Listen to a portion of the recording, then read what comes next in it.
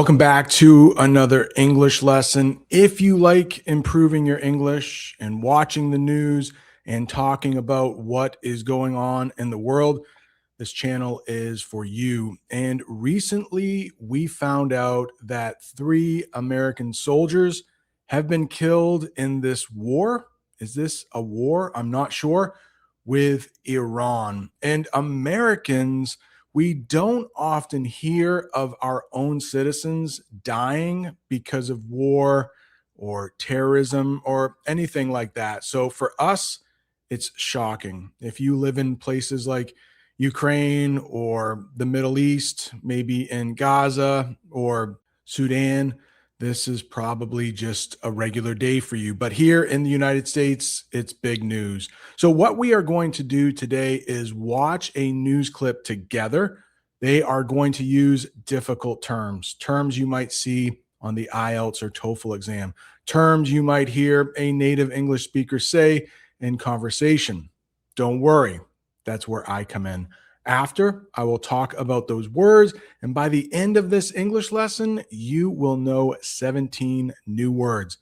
Before we watch the news clip, please go ahead, hit the like button, subscribe if this is your first time here, and let's watch together. Yeah, so far we know, according to U.S. Central Command, that's the military command in the Middle East, we know that at least 3 U.S. service members have been killed as part of this Operation Epic Fury. That's the airstrikes, this continuing campaign against Iran, and at least 5 others have been seriously wounded. The glasses are on. We are getting serious. Command is the first one. For each of these words and terms, I will have a picture, I will have a sentence, and I will have the official definition. So command means to have power over a group of people or to give official orders. So take a look at that picture. It looks like we have maybe a general. That might be the person who is in charge of those soldiers, and he has command over them. Let's get the sentence. The general has command over all the soldiers at the military base. Now, you might hear CENTCOM. That is an acronym. It basically means Central Command, and Central Command is where we hear all the news from what is going on with this war in Iran. Next, we have an operation. Operation can mean a few different things in English, but here we are going to talk about Operation Epic Fury. And a lot of times when the US military has an operation, let's get the definition and we'll talk about the name. That is a planned set of actions with a specific goal involving many people. So the goal of this operation is to get rid of Iran's nuclear weapons or their ability to make nuclear weapons and also their ballistic missiles. We'll talk about that in a minute. And I think it's also to change the regime. The Ayatollah is now no more. He is dead. So I think that was part of the goal for this operation. In a minute, we'll talk about Epic Fury. But let's get a sentence that uses operation in this way. The secret operation was designed to rescue people trapped in the city. Now we have to talk about Epic Fury. Epic. Epic, very large. Impressive or heroic in scale, like a hero. Let's get the sentence. The old movie tells an epic story of a long journey across the ocean. So something that is epic is very big, impressive. Fury, is that hard to say? Fury, extreme, wild anger, or great physical force. We watched the fury of the storm as it moved across the coast. Stop. Look at this word, landslide. Do you think it means rocks falling down from a mountain?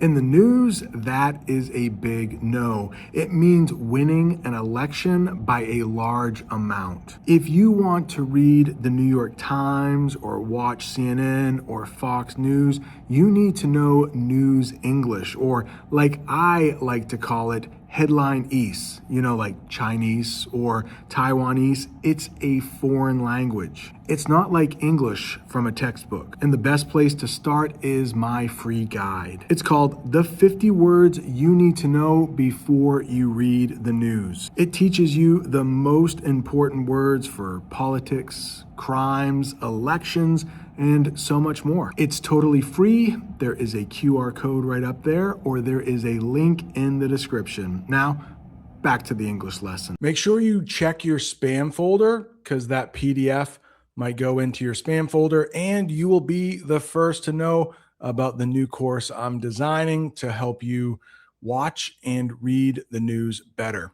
Campaign. Politicians sometimes go on a campaign. We'll talk about that in the course. But here in the newscast, it is used differently. Military operations intended to achieve a specific result in a war. Let's read the sentence. The winter campaign lasted for 3 months in the mountains. So you might be asking, campaign, operation, is there a difference? Not really. Next, we have wounded. Yes, there were 3 soldiers killed, but others were wounded. And we call those casualties. Anybody who has been either injured or killed, they are casualties. Let's get the official definition for wounded, injured, or hurt, especially by a weapon during a fight. Now, this little girl has not been injured by a weapon, but here is another way we use wounded. Doctors worked quickly to help the wounded people after the accident. Yeah, and I just want to say my heart goes out to the families of those 3 soldiers and also all of the other innocent people who have been hurt, killed, wounded, and hurt. They mean the same thing in this operation or this campaign. I really hate to see it when innocent people lose their lives. I mean, who doesn't? Now, we know that others have sustained other injuries. The CENTCOM described them as shrapnel injuries and concussions as part of this. We're still trying to find out exactly where this occurred, if it was one location. What may sound familiar here, guys, is the idea of shrapnel injuries and concussions. You'll recall that when Iran struck at Al-Udeid, or excuse me, at Al-Assad Air Base in western Iraq several years ago after the U.S. killed Qasem Soleimani, there were a number of service members, dozens, in fact, who received concussions and traumatic brain injuries because of the concussive blast of the ballistic missiles that Iran launched at that base. Shrapnel. Many of those injured were injured by shrapnel. Let's talk about what shrapnel is. Is that hard to say? Shrapnel? Small, sharp pieces of metal that fly after an explosion. And you can see these soldiers in the picture. They are wearing vests to protect from bullets and also shrapnel. The soldiers wore heavy vests to protect from flying shrapnel. Next, we have concussion. Many of the soldiers received or got a concussion because of the blast. You can also get a concussion when you play sports, pretty much anytime you hit your head. Let's get the official definition. A temporary brain injury, that means it doesn't last a long time, caused by a hard hit to the head. And unfortunately, it looks like this man has fallen and maybe he has a concussion. He had a concussion after falling off his bicycle and stayed overnight. So he might have to stay overnight in the hospital. Recall. That's how we would pronounce that. Recall. There are a couple different pronunciations in English and a couple different meanings, but when you use it like this, you say recall, and that simply means to remember something. Does this ever happen to you? I don't recall if I ate breakfast this morning. Every day, I need to take a pill for my allergies, and I think I am getting to that age where I think, did I take that pill this morning or did I not? Maybe I need to get one of those little pill counters as I get a little older. Next, we have service members. Are these pretty much soldiers? Pretty much. Pretty much. Let's get the official definition. People currently serving in the Army, Navy, or Air Force. So they are soldiers, but they could also be people who cook for the Army. So anybody who helps out, doctors, nurses, those are service members. Many, let me remove myself, many service members live on the base with their families. Next, we have traumatic. Traumatic. This is an adjective and it's used to describe something upsetting or painful, causing lasting damage. A natural disaster can be a very traumatic event for anyone. And even if people are not getting injured or killed, I'm sure if you live in an area where there are sirens going off because bombs are coming, or maybe you feel those bombs, or maybe you see them, that's also traumatic. And I know a big part of the world is experiencing that right now. Dubai, Qatar, Kuwait. I feel very fortunate that I am safe where I live. I hope you are also safe.